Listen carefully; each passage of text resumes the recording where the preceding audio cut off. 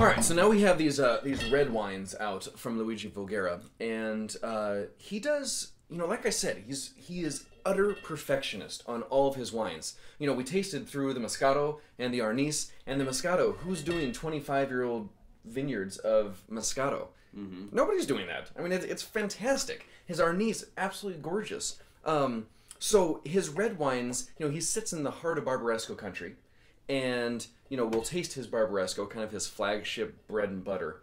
But he does unbelievable Barberas and also Dolcetto. So let's check out this Dolcetto. Dolcetto it means the little sweet one in, you know, that kind of how it roughly translates. Essentially, that's what my nickname is too. Paul, we should just start calling Paul Dolcetto in these videos.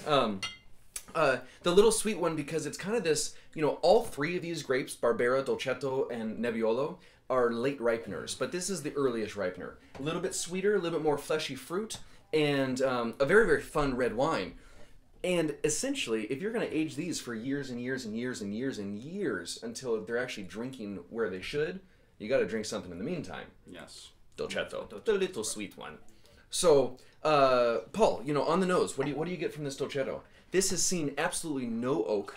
In fact, this Barbera and this Dolcetto, no oak whatsoever. 2008 vintage. What do you get? Because of that, it's definitely juicy. Like you definitely smell and taste grape juice, but like mixed in with like plums. I get like spiced plums. It's super spicy. Yeah. You know, it has that earth component. You know, what's kind of fun about unoaked wines is you don't have any sort of mask on. You get to taste the grape and you get to taste the earth.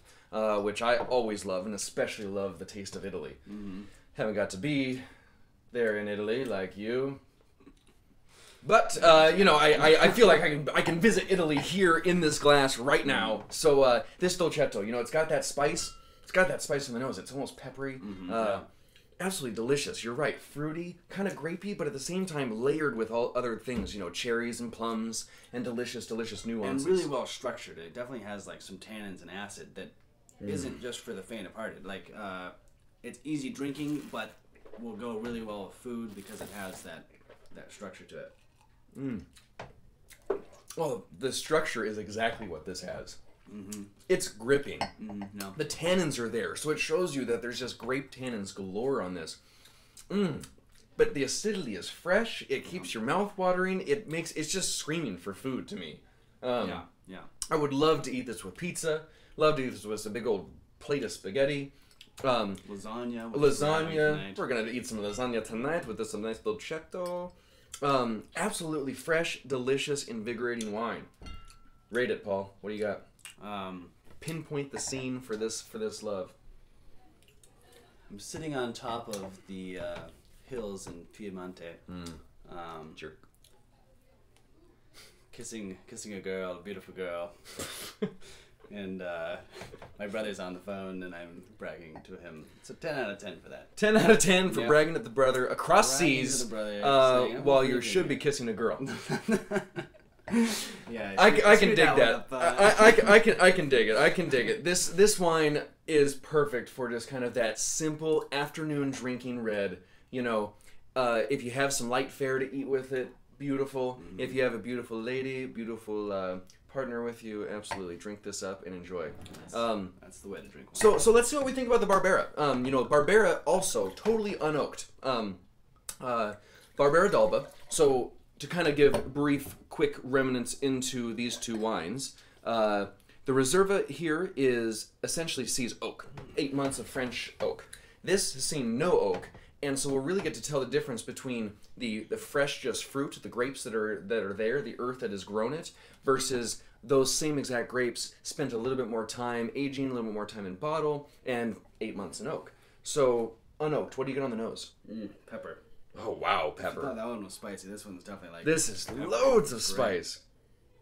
Absolutely. It even has some like I don't want to say baking spice, because baking spice you always put with oak, but at the same time I'm getting like this delicious like underpining of clove and almost cinnamon and pepper. Lots of pepper. How's the palate? It's great. It's really bright fruits like that cranberry, pomegranate, but layered with like dark cherry. So it's like kind of the light and dark black fruit. Yeah, dark, gripping. Kind of like the Dolcetto, you know, has a lot of structure to it, a lot of good acidity to it, but fresh, delicious, kind of acidic, and the cherries there are just delicious. This is like a big cherry pie, but with some of Grandma's spices, you know. Love this wine.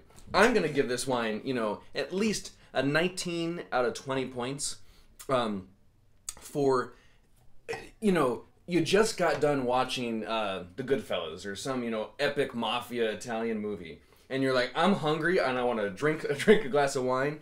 Any time of day, doesn't matter if it's 9 in the morning because you got up early to watch a good movie. You know, you drink that, it's absolutely delicious, very, very cleansing, and you can nibble with, you know, good bread, rustic bread. Rustic bread in this would be just fantastic. Absolutely delicious. It makes you feel good. This is kind of one of those wines that just kind of lifts the spirits. It's like, all right, this is drinking nice. This is Barbera. So let's do the Barbera, kind of the other version of it. This is seen 8 months in French oak. Livio doing a great job, all estate fruit on this, and this is 2004. We don't have much of this left. I know we're moving on to the next vintage, but this is kind of fun to taste, you know, the 08 versus an 04 of where this is developed, where it's kind of gone to. Paul, how's the nose? You know, there's obviously a lot more layers here. Not quite just so much spice and fruit. There's definitely some influence here. The oak just mellows out a lot of that nuance. Absolutely, and I mean, with the age, it's starting to pick up those earthy notes. Yeah, fresh thyme, a lot of kind of that underbrush, that sage note, but also cherries. You know, it still has that delicious fruit. You know, the dark berries, blackberries. Fresh still. Yeah, very, very fresh. Yeah. How's the palate? It's great. Wow. It's really still, like, I wouldn't say, I mean, I don't know how much oak this has, but it really is well integrated. Like 8 months. 8 months, yeah. 8 months. So it's really just rounds out the wine. It's not over dominating at all. Yeah, the texture's awesome. The texture's really there because you still have this acidic, bright Barbera fruit, but then balanced with this kind of nuance of oak that's imparting a little bit of vanilla, a little bit of kind of that spice. But it's fat, it's luscious, it's very, very clean, and I really am excited to eat the lasagna with this. You know, Italian fare, delicious, delicious. You know, a nice bolognese sauce, kind of you know, where you sear the meat right up front, and then you throw all your tomatoes, your seasoning, your onions, your garlic, loads of garlic. Absolutely beautiful, beautiful wine. Now for the big dog. So this is kind of what Luigi Voghera, the House of Luigi Voghera, stands for. I mean, they sit in the heart of Barbaresco country. So, you know, kind of a fun little story. Like I said earlier, you know, the Apennine Mountains and the Alps, you know, cover 3 sides of Piedmont. And those Alps really create a rain shadow. So this little region of growing is fantastic for rain shadow, meaning that the rain doesn't come over the mountains. Right, it kind of stops right there and keeps the keeps the growing season a little bit longer, a little nicer. However, in Piedmont there is definitely some threats of like fall hailstorms, you know, which everybody freaks out about. And the stories of lore, you know, the old stories of Barbaresco producers, is that they would actually go outside when big old cloud banks came in and shoot them with cannons. Really? Yep, to blow up the clouds and make them disappear. I think it worked. Think that would work up here in Seattle? I don't think so. I think we get arrested. Yeah. Yeah, okay. Well, so Barbaresco, coming from the Nebbiolo grape. Weird thing about, you know, again, with Italy. This is called Barbera d'Alba. Barbera is the grape. This is called Barbaresco. Barbaresco is the town. You know, it's Nebbiolo is the grape. But Alba is the town. Yeah, it's d'Alba. Barbera from the Alba region. Barbaresco is just the town. So Nebbiolo, La Nebbia, means morning fog. So often over those Alps comes, you know, when Paul said that it was very cloudy when he was there, you know, a lot of fog rolls in over the vines and kind of gives them this just beautiful sheen from this morning fog. Very serious grape. Anyone who loves wine, you know, grows appreciation over time for Nebbiolo. It's a beast. It's a big, big beast. There's Barbaresco, there's Barolo, both from Nebbiolo. Common descriptors are tar, rose petals, Compost, violets, truffles. You know, this is earthy. This is dirty. It's down in the grit. Like, that's exactly what I look for in a Barbaresco. So what are you getting on the nose? So definitely that like composty, earthy. Like you taste the soil. It's just and roses. It smells like roses. It does, yeah. And violets. No, not petunias. I like petunias. I like petunias too. It's very, very fresh. I absolutely love what Luigi does with his Barbaresco. So I kind of failed to talk about price points a little bit here. Both of these guys sit under $20. Dolcetto, unoaked Dolcetto, unoaked Barbera, $18 or so on a shelf. The Barbera Reserva, sitting more like 35-ish. You know, delicious, very, very worth the money. This Barbaresco, this isn't one of your just run-of-the-mill, cheaper-end Barbarescos. This sits about $50 on a shelf, $45, $50, and worth every penny. Yeah. Because this, to me, stands up like a good Barolo. Barolo is known as the very high-dollar Nebbiolo. This is extremely serious Barbaresco. How's the palate, Paul? What's going on here? Well, I don't know if you can see the color, but it's definitely a light-colored wine. I mean, it looks like it's going to be kind of dainty. But it is, it's gripping. Like it packs a mouthful. Absolutely, yeah. Very thin-skinned grape. Right. There's Nebbiolo. But yeah, rich, very, very dirty. That tar, that rose petal, absolutely stunning. My favorite. So I'm gonna go, if you don't mind. I'm gonna rank this one because this is one of my favorite bottles. I love this Barbaresco.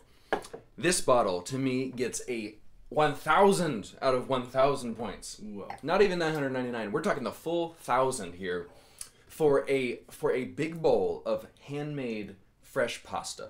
Okay, you got to do that. You got to make your own fresh pasta. Yeah. Toss it with olive oil, maybe a touch of cream to make things kind of stick, but fresh forest mushrooms. Oh, yeah. Mushrooms. Well, yeah. Oh, yeah. Forest mushrooms inside. You know, black trumpet, chanterelles.